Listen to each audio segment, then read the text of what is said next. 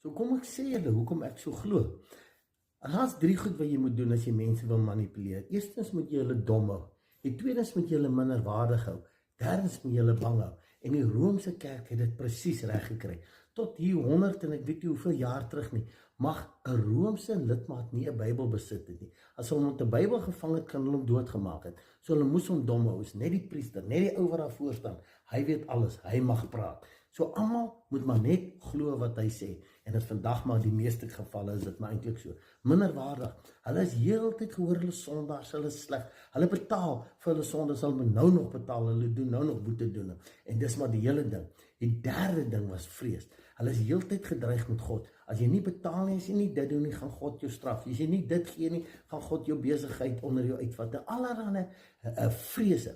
En die mens sit vandag nog steeds vas in daai onkunde en manipulasie en vrees. Dis